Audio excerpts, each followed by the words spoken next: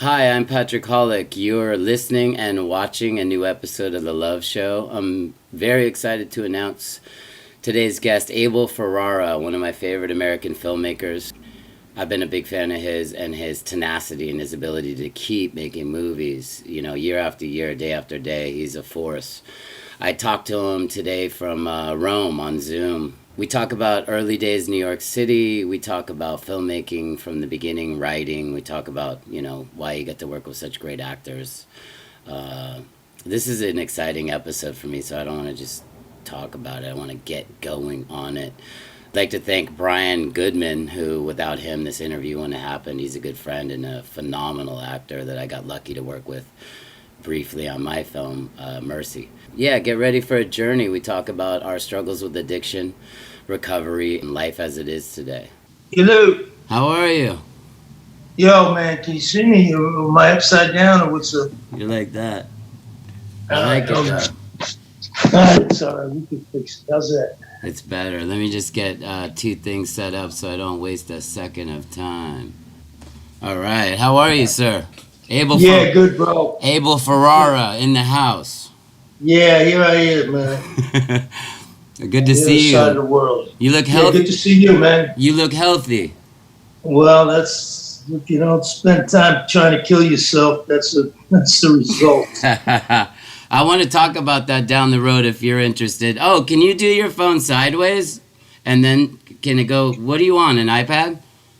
No, we're good. You see me straight up and down? Yeah, but it'd be better if we're both in scope in a sense. Yeah, but if I'm okay. Yeah, that's beautiful. All right. Let me get this going. There we go. I just lost you. Yeah, no kidding. Yes, perfect. All right, you got me? You got me, right? I got you. I'm going to jump in before you vanish. What was it like growing up in the Bronx?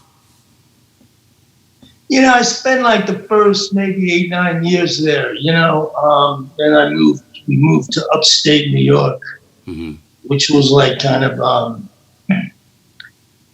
beginnings of suburbia, but it was pretty countrified. The Bronx when I was a kid was like a very, very cool neighborhood. It was all Italian Americans. It was an enclave of like-minded people. I mean, it was, the gangster element kept it, safe pretty much for the children. I mean, I used to go out in the street and play when I was old, out in the street. You can imagine that, man. So it was, it was the 50s, a lot of juvenile delinquents. But, as a kid, it was great, What were you into? Very family orientated, very family orientated, very, I was young. We're talking like when I'm 5, 6, 7 years old, 8 years old. Mm-hmm. When did you start getting into the narrative and filmmaking? When does that come into your life? Well, we moved upstate, the New York, the Bronx thing was very, Italian Catholic. I mean, school was all religion. They weren't teaching you too much there, that's going to change you, to get you, they weren't going to open your mind in any way. So then I moved to basically American school system in the early 60s, which was like, for me, revolutionary. Mm-hmm. I mean, they taught art, they taught science, they taught, it was revolutionary. Did you ever paint or mess with art? Did you? I'm not good. My mother was a really gifted drawer. I mean, she was a housewife, so she never took it past painting murals on the walls. But I'm not too good with a paintbrush. I got a 5-year-old daughter now, so I'm back to watercolor. Congratulations on that and your new life. Thank you. I want to get into that, I just want to try to go into how you got into this independent. Yeah, chronologically. Yeah. Well, you're inspiring because you don't stop. You just make film after film after film, you know, and it's an interesting. I got no choice, bro. I got no choice. That's what I want to understand about you, because a lot of people say it's this, it's financing. I can't get this thing going, and you're just making a film every you're living making films. How does that go down when you're, you know? You don't take no for an answer. You find a way. You find a way with the money, without the money. You focus on what the film is about, and you focus also on what your capabilities are. And when you have the iPhones and the computers, that really opens the doors to what you're capable of. Mm-hmm. In your era, you had to go, develop and process and all kinds of stuff, Yeah, it was a nightmare. So you're basically kind of a prisoner of university, school. Yeah. You couldn't one hand you were like dying to get away from school. And on the other hand, that's where the means of production was. Mm-hmm. I mean, the cameras and the editing and all the things you needed to make a movie, mm-hmm. which were, a lot more complicated, all revolved around being in school. Mm-hmm. So we kept that going until they finally threw us out of university. After going for about 7 or 8 years. How old were you when you made your first feature film?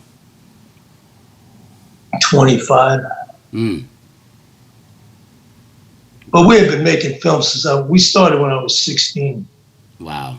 So we were making film. We were doing the whole thing. I mean, we were doing starting with the Super 8 silent movies and building it up and then kicking into 16 and then, trying to deal with the sound element to it. And then, it was going through a film school called Purchase.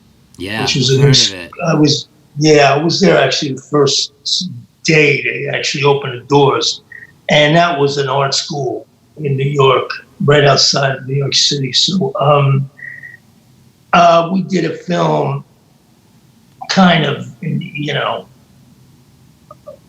like a 30-minute kind of, I would have made it a feature, but we barely got it to 25 minutes, in terms of what we were capable of pulling off. But that was like the preamble to it. Mm-hmm. Which was the first film where you kind of got a little notoriety, momentum inside of those early days? What was the one that got you to the next one? Well, notoriety, I would say Ms. 45, because that was actually reviewed was favorably reviewed actually in LA and in New York, more in LA, that kind of, gave us some kind of public affirmation, mm-hmm. But we had done the porno film, and then that got us to the Driller Killer, which we did, which was, both those films were commercially successful in the world that they were, meant to be. And then, once we started going through like something like Miss 45, that was, that kind of crossed the line for us. That kind of. What was the porno film? I don't know the porno film. You did a porno? It's called, we did one film in 1975. What's interesting to me is I watched The Driller Killer the other night, and then you kind of, somewhere you get into the pilot of Miami Vice. How do you go from a film like that to the pilot of a television show? That was a long time. We did that movie, then we did Miss 45, then we're trying to do another film. We're trying to get out of that exploitation, whether it was pornography or ultra-violence or something like Miss 45, we were just trying to make real films and, without this onus of, a specific exploitative audience, and, those were tough years. 1980, 81 were rough. They were rough.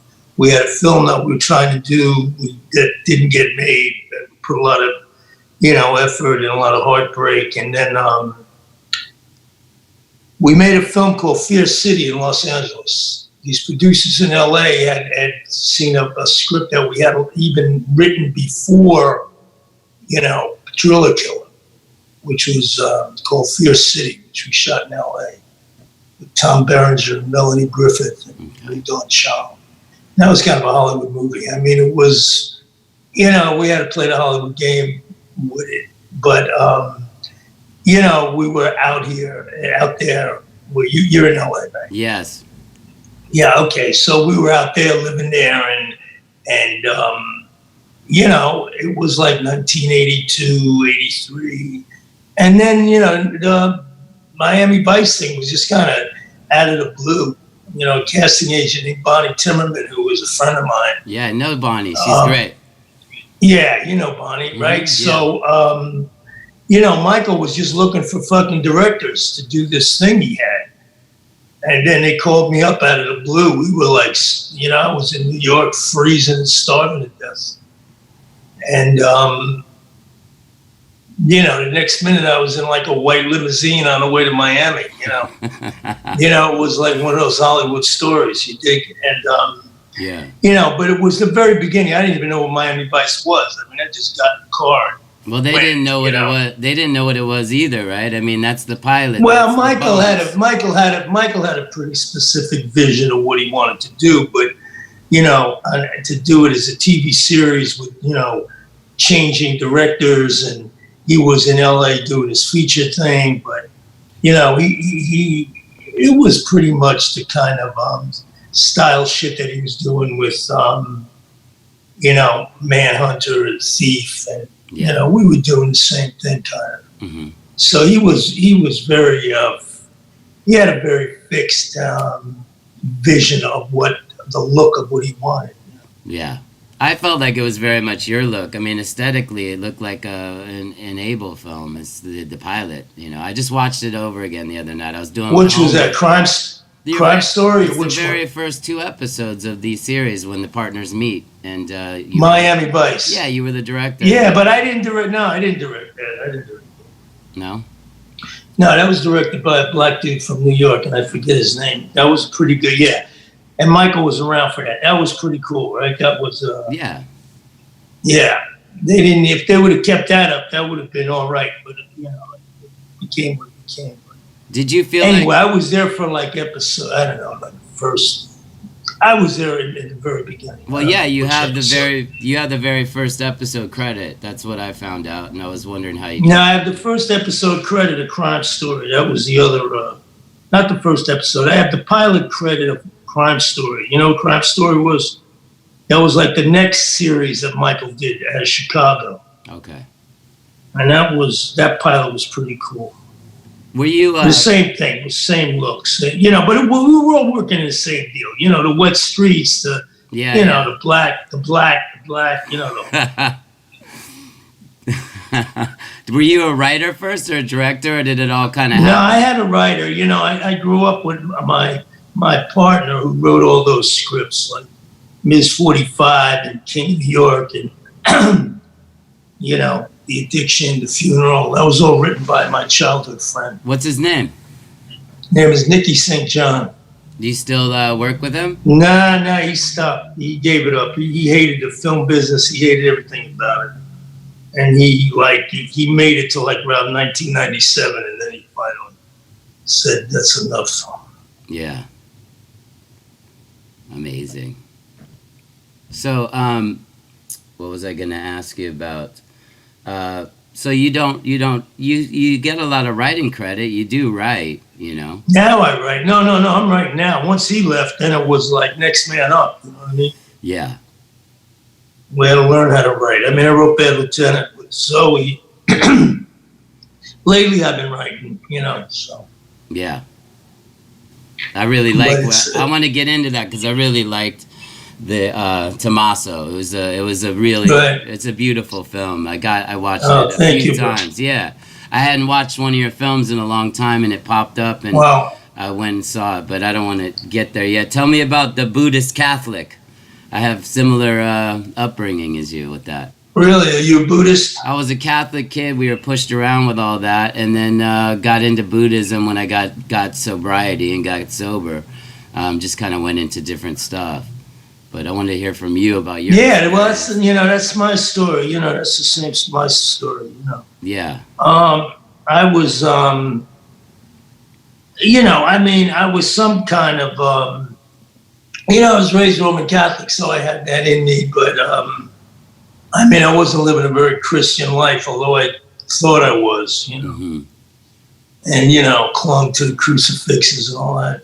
But I was drinking and drugging from an early age. You know what I mean?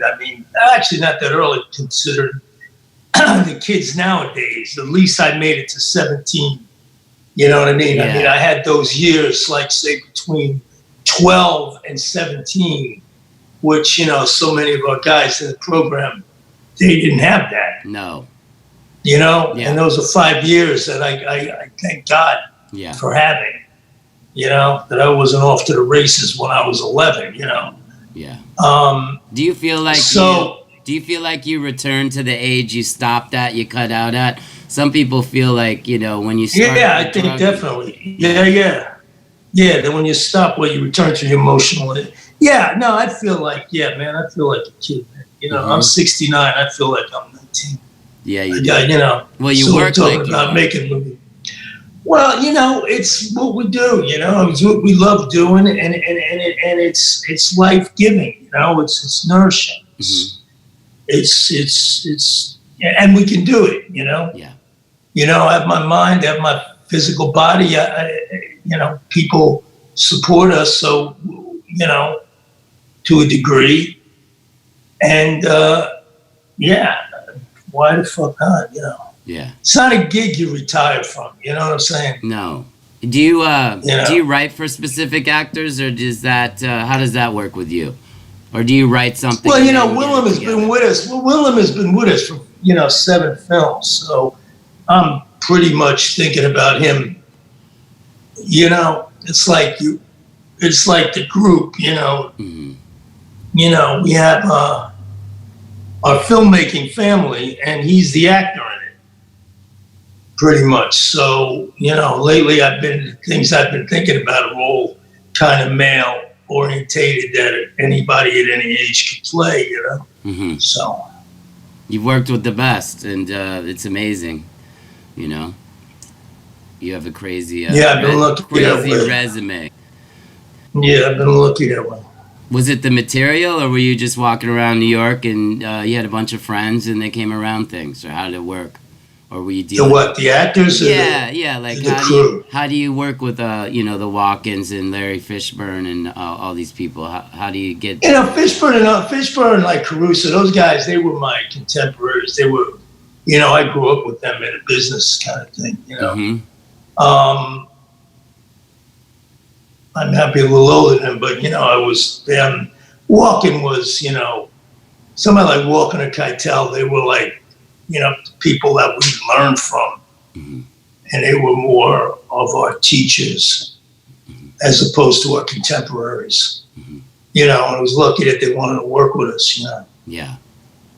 And, and then it's like the Buddhist thing. You can't read it in a book, bro. You got to be taught it by the teacher. You dig? Mm-hmm. You can watch Mean Streets all you want, but you need Harvey next to you to guide you to really learn it. Yeah. Same thing with walking. You know what I'm saying? Yeah. Like when you're with it's not enough to see these movies. You got to have the guy right next to you. And those guys are very gracious and open. And, I learned a lot from those guys. Were you inspired by any filmmakers, or were you just listening to your own? Yeah, I have all of them. No. When I was young, I was all of them. Yeah, but you've been very much. I can give you the compliment that you're you. You don't look like a sample of anyone, which is why I really admire your work. You have the DNA of Abel Ferrara in your movies. It's not. I don't see any sampling. Yeah, well, we do it though. It's. We were students, and we were watching the movies, and, we grew up with Hollywood movies, and American television. Mm-hmm. And then one day, I don't know when it was. We were probably about 16 or 17, because we were living outside New York, maybe an hour. Back then you had to go to New York and go to the Thalia, and you had to go to those movie theaters to see the classic shit. Mm-hmm. You dig? Yeah. And then once you started seeing, once you start seeing Pasolini and Pontecorvo and Godard and Bergman, then you start seeing the real shit. I don't know if you knew this. I grew up with Gallo and Vincent, who you worked with in Funeral. I met him when I was 16. I moved to New York City. I was there 16 to 30. He was one of the first people I met, and he was a Pasolini. In New York or in Buffalo? No, New York. He came in. He was in the city. He's older than me, but he was obsessed with How Pasolini. old was he when he first came? I don't know the truth. I'm 52 now. I don't know. I think Vinny's... all right, I don't want to know how old he is. Yeah, no one does. I seen him not long ago. It was very good. Yeah, he's a good one to catch up with. But he was Vinny is real He deal. was obsessed with Pasolini. That's all he ever talked about.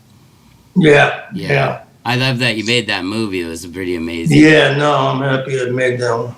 So when did you get out of New York? Leaving New York's a big deal for you. What year? What happened with that? When I left Manhattan. Yeah, when you pull out, you leave. Well, we were like, after like the World Trade, New York started getting,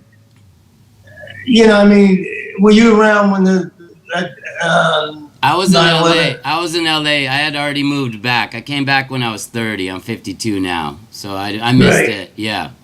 All right. Well, right then and there it was like probably the best time to be a New Yorker. I mean, unless you got killed or someone, it was just a really life affirmation and a community, an affirmation of community more than anything.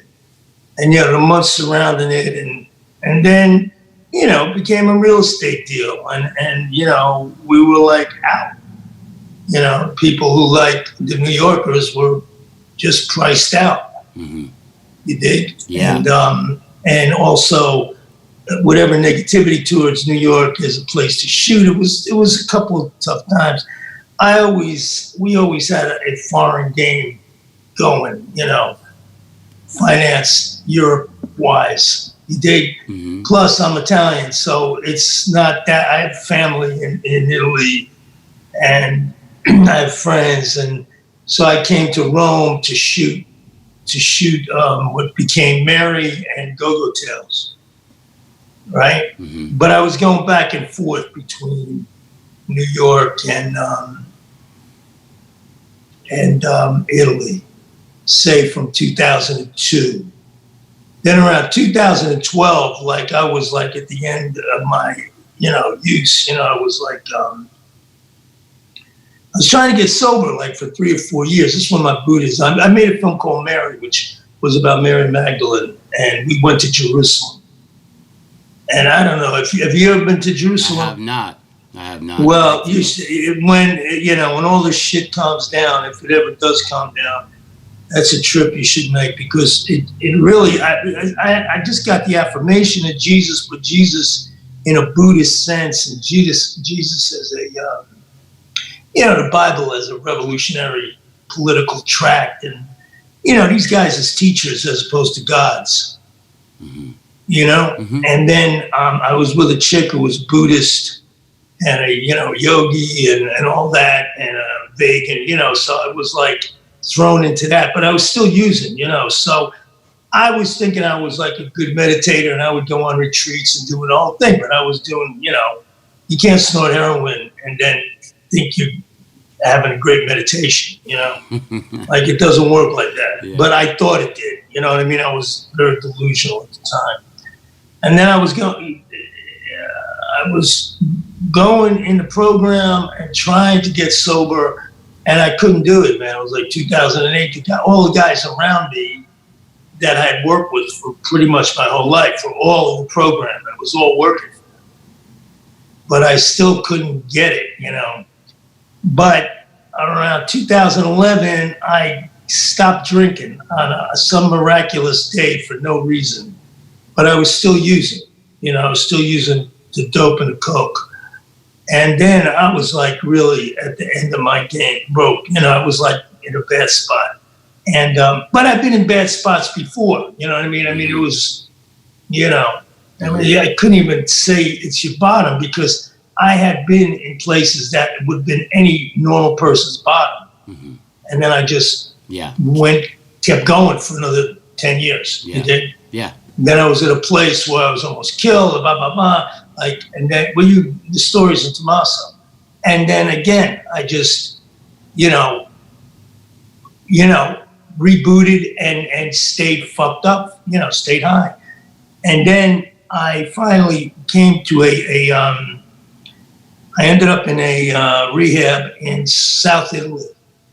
Actually, not far from where my grandfather was born, who was very close. He was a simple Italian, came over when he was 20, stayed in the United States, never learned a word of English.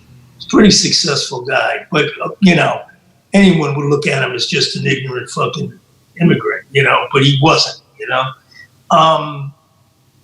And in this place where there was no AA, and these guys didn't know from Buddhism, they didn't know shit, but there was like a lot of young kids, maybe like 90 of us.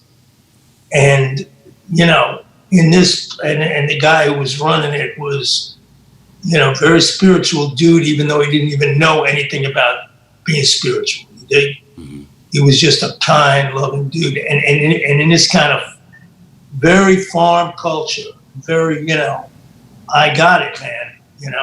I got sober and I stopped. And it was the first time since I was basically 17 years old. Wow. Okay. I mean, from 17 till I was 61. Wow. Some part of every day I either had a drink. I mean, you could count. I mean, I missed 50 days in 60, in 44 years, you know what I mean? But not because I wanted to. Yeah. Maybe if I had the flu, I don't know, there'd be some crazy shit that we didn't have a beer or a joint or a line of coke or, then once we got to the dope, then we were like, we had to have it, Mm-hmm. And then when we got really, when, my alcohol addiction really was secondary to the drugs. Yeah. But in the last 7 or 8 years, I never thought in a million years I'd be addicted to alcohol. But I could not stop. And I was drinking light beer, bro. Mm-hmm. I had gone through all the exotic shit and the super expensive red wine, all that crap. Mm-hmm. You know what I mean? Cognac and all. I mean, I was down to Bud Light, which I adored. I mean, adored it, adored it. I couldn't live without it. I mean, I was drinking 50 bottles a day and I couldn't drink, what do you call it? What's the craft beer? Or I'd be in Germany and they'd be giving me like the greatest beer, the history of Czechoslovakia. And I said, fuck you, man. I'm on Bud, bro. And then I stopped, man. And I stopped and it was like, I never did methadone. So it was like 50 milligrams of meth and the next day 45 and 40.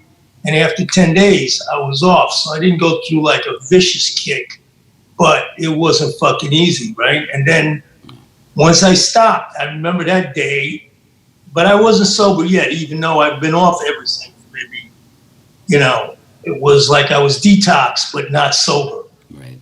And I had the doctors around too. So I was getting like some really, intelligent fucking info, like what the alcohol did to me and what the cocaine was doing to me, which was not what the alcohol, the heroin was doing something totally different. They were really explaining it to me in medical terms. So I was getting it, but it was like 100 degrees every day, no electricity. It was, no nothing, man. I was out in a fucking farm, but it was life-saving and I knew it. You dig? I knew it. And 40 days, took me 40 days, it was like Jesus in the desert, bro. And on the 40th day of maybe sleeping, I mean, if I slept 3 hours and 40, I'm not kidding. I don't think I slept for more than 5 minutes at a time. I went to sleep when the sun went down. And I know it sounds ridiculous. It sounds almost sappy, right? But You know, I went to sleep like at night, like a normal human being. Only something I hadn't done in 44 years. You think? I mean, I'm not talking about passing out. I'm talking about laying down and going to sleep. Yeah. And then waking up and hearing the roosters crowing. You know, and I woke up. I felt so fucking good. I was scared. This is the funniest part of my whole recovery was I woke up and I felt frightened because I'm saying, wow, I feel fucking great. And I meditated that morning, you know, and it wasn't, you know, it's not a white light experience, you know, but it's definitely a pink cloud experience. Yes. You dig? I meditated and I fucking got it. Yeah. You know what I mean? I have a similar, you know, I don't know if you don't know this about me, but I was coke and heroin too, and the miracles of being able to go to the bathroom without a spoon, and the ability to go to sleep, and the ability to be sexually attracted to someone again. Because, I mean, I liked heroin more than girls, of course. I kind of used heroin, I think, to get off we all girls. do. Yeah. That's what they call it, the white lady. Yeah, I understand where you're coming from. And, you know, I just actually jumped back through the steps after 26 years clean. I kind of ignored them for a while. So there's always degrees of sobriety. And I'm on another one now. And you know, what I want to ask you is did you ever play with yourself in your head that you couldn't create if you weren't in that high state, the drug state? Because a lot of people say, you know, I don't want to get sober because I won't be fun, I won't be talented, I won't be free. Did you play that game or not at all? I mean, I was delusional for all the years I was using, but you know, once I got once it all came to me, you know, like in the beginning in that rehab was,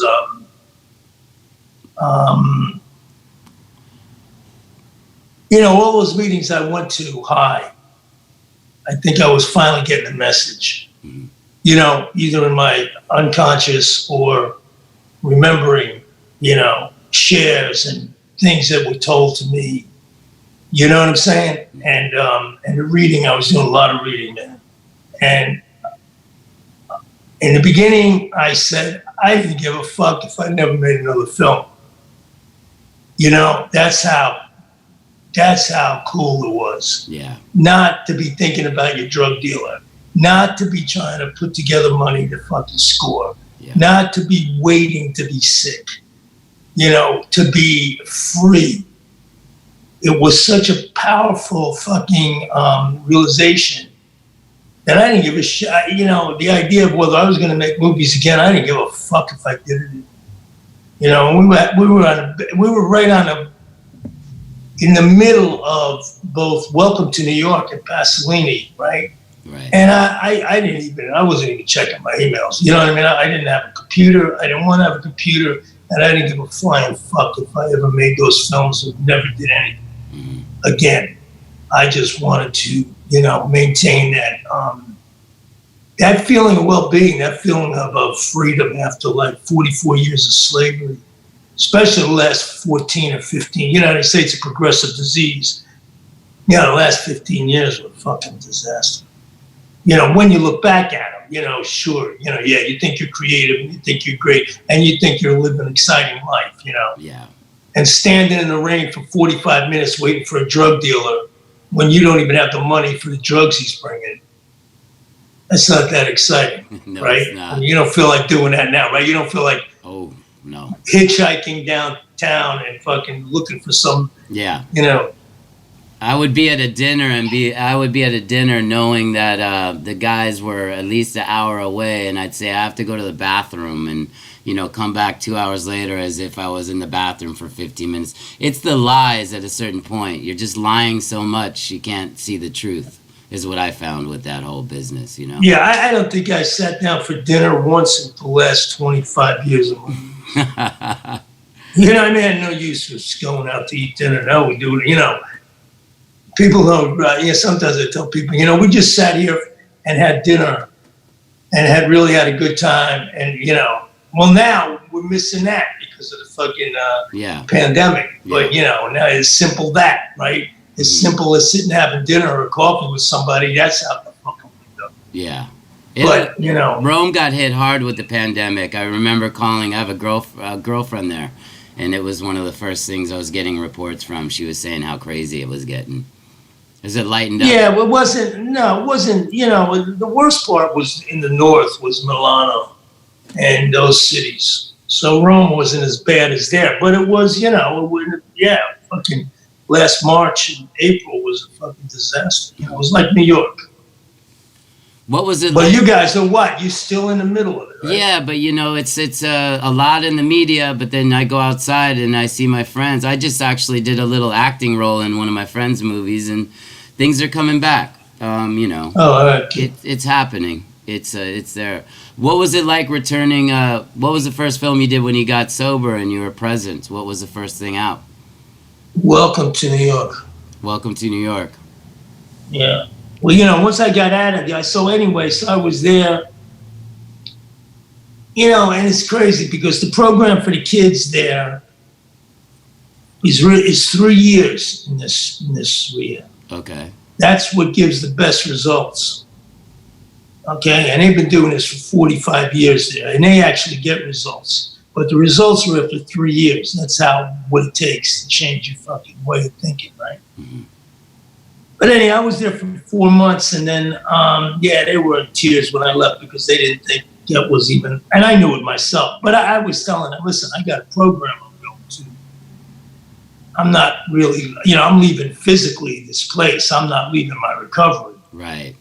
Because I knew what, you know, at that point, I had gone to enough meetings and had, you know, I was really now in touch with my sponsor and the guys around me that were all sober.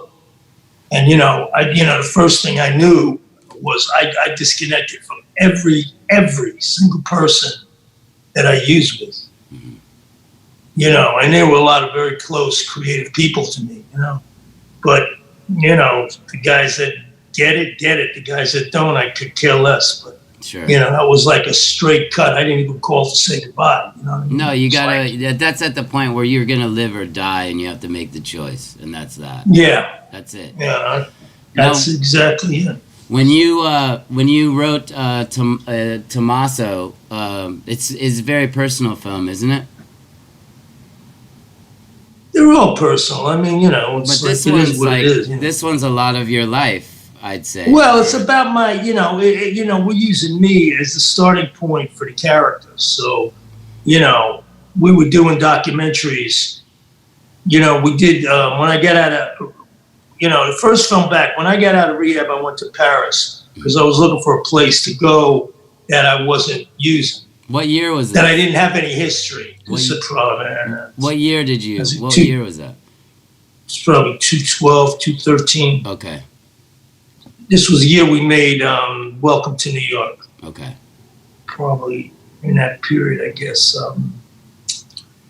Yeah, because I was in, you know, Paris was a city I never lived in. Mm-hmm. But it's also the place we were raising the money for Welcome to New York and Pasolini. Mm-hmm. Okay, France is like a key financial place for us. Got so it. I went there and, you know, I was just going to meetings pretty much every day, you know, and I was like seeing if this shit was going to happen. Then I started getting into the swing of things. And then I realized Welcome to New York, you know, with Gerard Depardieu was in Welcome to New York, you know, and I had known him for a couple of years. It's a great film. I liked it a lot. Yeah, he's spectacular. His son died of heroin overdose. Oh, man. Okay, and he was the only guy who knew that I had gotten straight. Like the other people, if I didn't tell them what happened, they didn't have no idea. Mm-hmm. You did. Mm-hmm. He immediately, seeing me, knew something was up. Mm-hmm. You know, and I told him I couldn't do this film if he could drink, okay? And, you know, we had spent time together drinking, not drugging. Mm-hmm. And I said, listen, man, I can't do this if you're going to drink. Okay, I don't think I could do this film because I'm not going to be able to do this. You know, I was like a few months sober at this point, you know, right.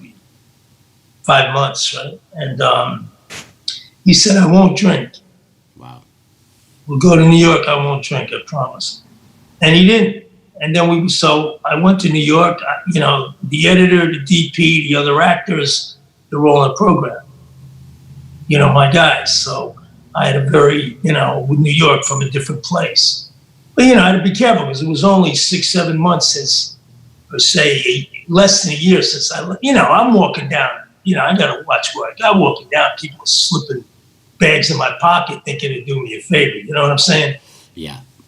You know, I'm like, you know, New York is a small community when it comes to the hardcore addicts, you know, and especially downtown Manhattan.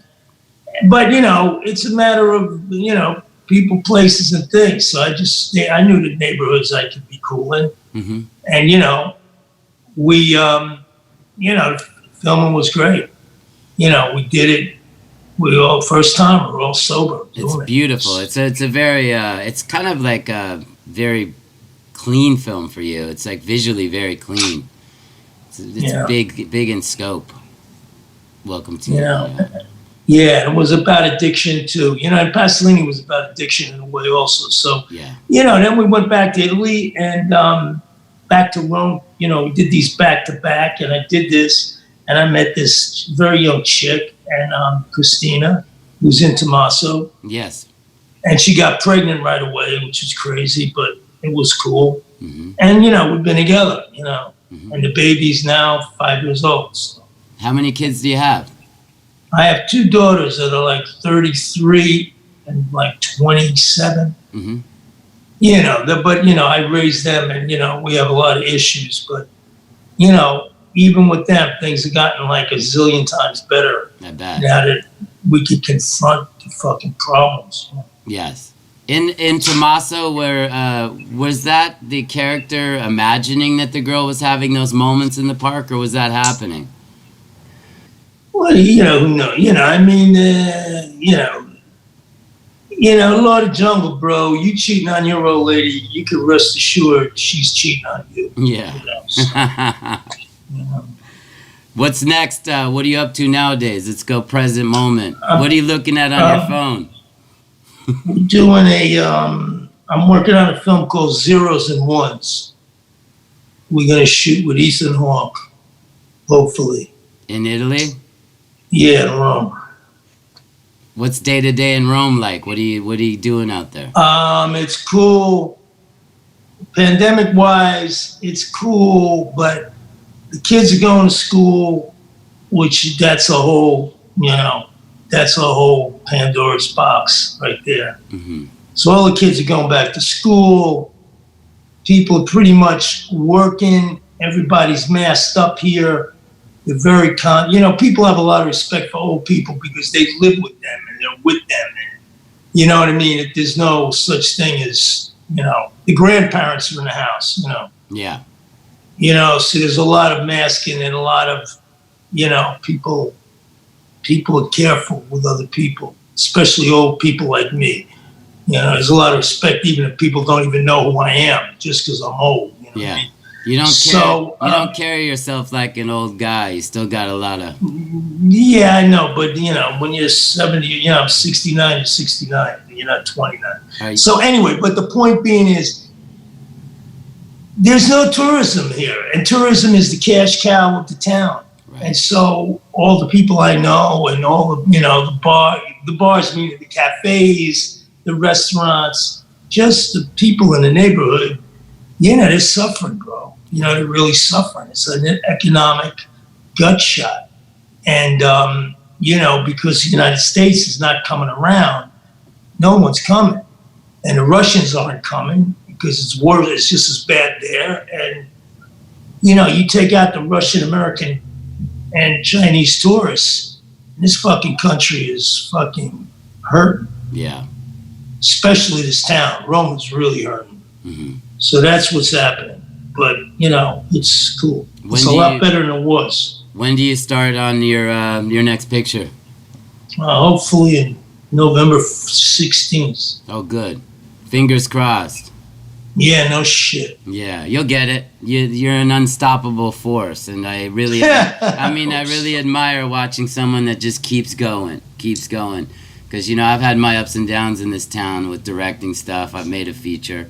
Sometimes it's tough, but I like watching. Yeah, sometimes it's tough. Sometimes it's impossible. You know what I mean? Yeah. You gotta just, you know. But you're not a guy that believes impossible, or else you wouldn't have this many films on your resume. No, we work. You know, the thing is, when we did those 2 features, Welcome to New York and Pasolini, and then, you know, I moved here and we basically started from scratch, and we did like, I mean, you know, we did like 4 documentaries. Mm-hmm. You know, which I really love and I'm really proud of. But they were like some of them were made for 0. Yeah. You dig? But we're going to shoot a film as opposed to not. Right. You know? Mm-hmm. And then that's what kind of led to Tommaso, because we were shooting the documentaries. Tommaso cost very little. Then I was putting together Siberia, which, it took 4 years to make. You know, I mean, it was a $5 million movie because the ideas I had at the time were, you know, like Jack London, snow and dog sleds and desert. And, you know, I had all kinds of crazy shit that, you know, if we were either going to do it or we didn't. And if we were going to do it, it was going to take money. But we hung in there, you know, but it didn't come overnight. So now, you know, so we did 4 documentaries in between, and then we did 2 features, one after another. So, you know, it seems like we're doing a lot, but it's spread over time. You know? Yeah, of course, exactly. Well, I mean, I don't want to keep you, so thank you for taking the time to talk to me. Thank you very much. And congratulations on your new life. I mean, it's really good. Yeah, yours too, man. Yeah. You know, thank you. And we'll speak. We'll speak again. By the time we speak again, you'll have 2 more movies. I hope so. Yeah, you might have 3. All right. I'll talk to you soon.